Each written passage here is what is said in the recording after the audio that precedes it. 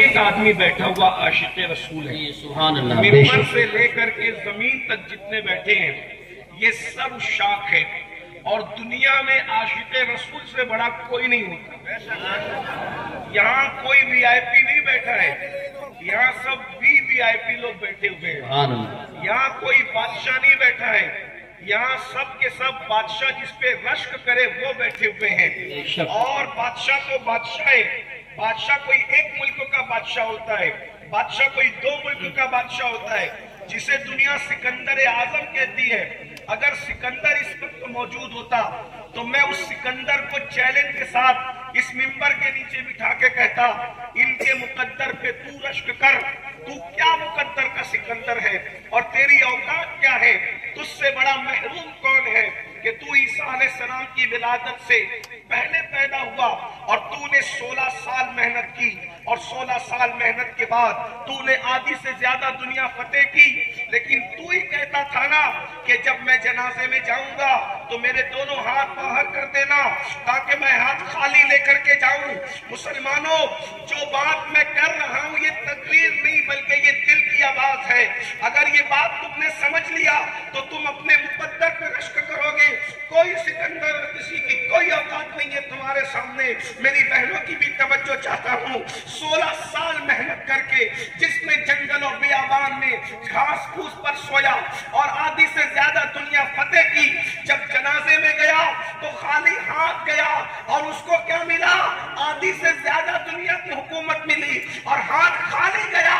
लेकिन सुनियो, उसको आधी से ज्यादा दुनिया मिली है और तुम्हें अल्लाह का महबूब मिला है, तुम्हें मालिक कौनैन मिला है, तुम्हें मुस्तफा जाने रहमत मिले हैं। और तुम जब दुनिया से जाओगे तो खाली हाथ नहीं जाओगे, अपने जनाजे में हाथों में दामन मुस्तफा लेकर के जाओगे। इससे बड़ी नेमत क्या हो सकती है?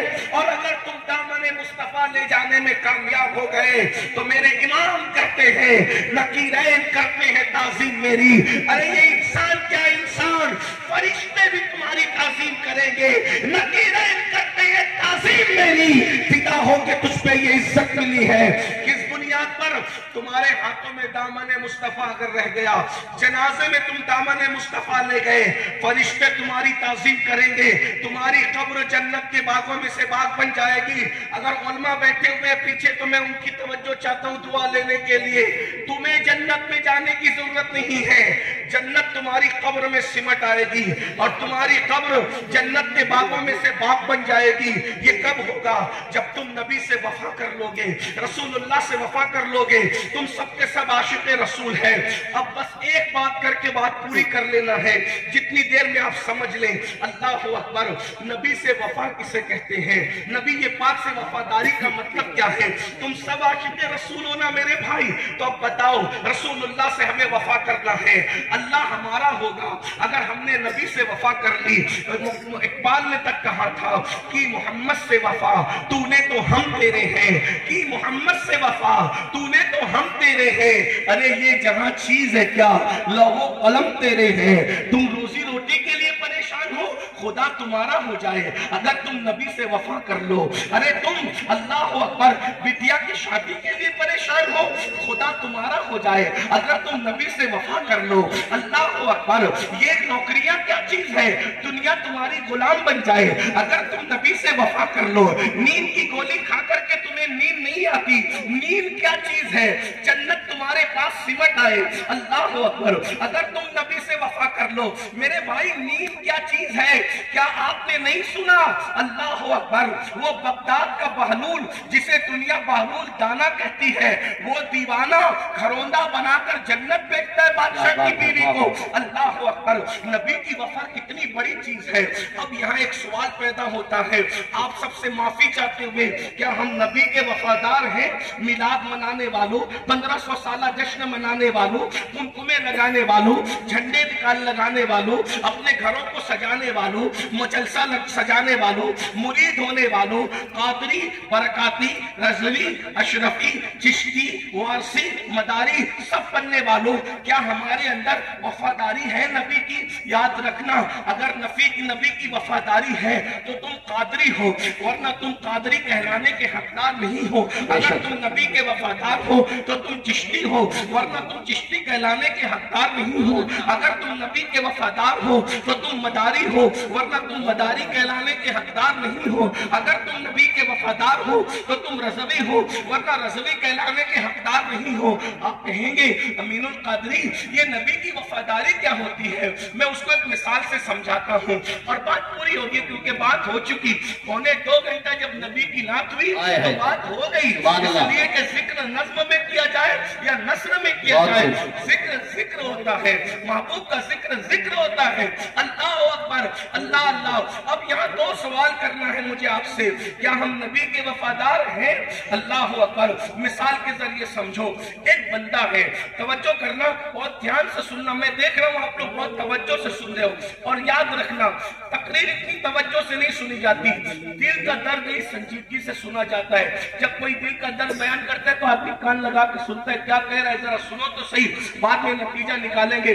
अल्लाह अकबर। तवज्जो करना मेरे भाइयों, एक बंदा है, क्या हम नबी के वफादार हैं? हाँ या नहीं, कुछ मत बोलना, सिर्फ सुनना, बस आज सुनना है आपको, कुछ नहीं कहना है। अल्लाह अल्लाह। क्या हम नबी के वफादार हैं?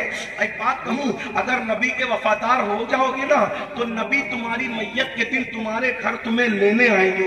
ये एक एक जुमले का जिम्मेदार मैं हूँ, एक एक जुमले का जिम्मेदार मैं हूँ। जिसको सबूत चाहिए मैं हवाला भी पढ़ दूंगा। अभी हवाला इसलिए नहीं पढ़ रहा हूँ साथ साथ कि तकरीर नहीं हो रही, दिल का दर्द हो रहा है, बरबते दिल पर इश्क के तार छेड़ रहा हूँ।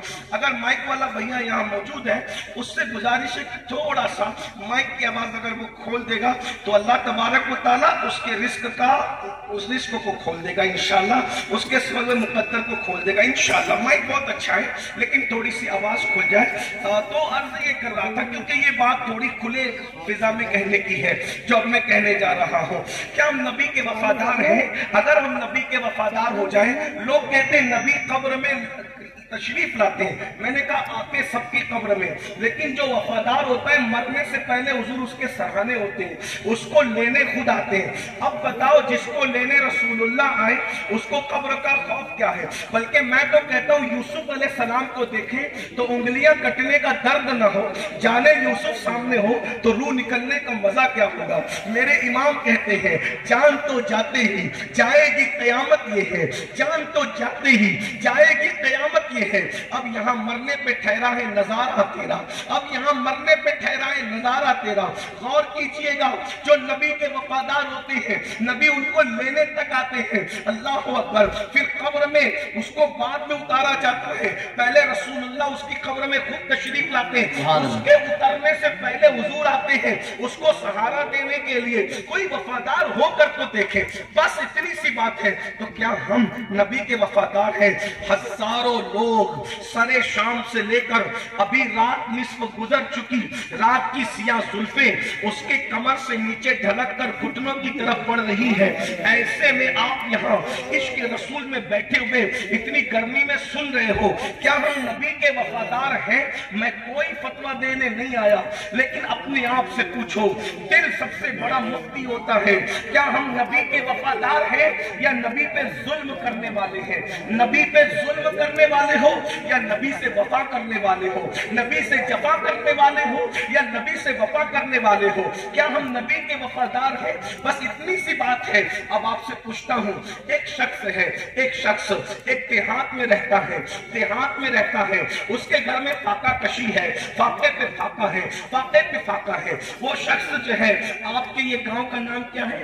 आपके जंतीरा, जंतीरा से निकला और निकलने के बाद दिल्ली गया। गया, दिल्ली गया, जगह जगह जाता है, घर घर जाके कहता है मुझे नौकरी दे सकते हो, मेरे बच्चे फाके से हैं, मुझे नौकरी दे सकते हो, मेरे बच्चे फाके से हैं, मेरी बीवी के दुपट्टा फट गया है, उसको पहनने के लिए कपड़े नहीं है। मुझे घर घर जाता है और घर घर जाता है और धक्के खाता है, और गौर से सुनना, घर घर जाता है, धक्के खाता है, घर घर जाता है, धक्के खाता है। ऐसे में फिर उसको नौकरी मिलती है, वो मेहनत करता है, मेहनत करके खूब माल कमाता है, और जब माल कमाता है तो दिल्ली में उसका बहुत बड़े पौष इलाके के अंदर एक महल बन जाता है। उसके दो बेटे होते हैं, एक बेटा उसकी कमाई हुई दौलत को निकालता है और निकाल के ले जाकर जिना के अड्डे पे ले जाकर के खर्च करता है। वो रकम को निकालता है, निकाल कर उसकी सिगरेट पीता है, उसके पटाखे फोड़ता है, उसके डीजे लगाता है, नचनियों पे खर्च करता है।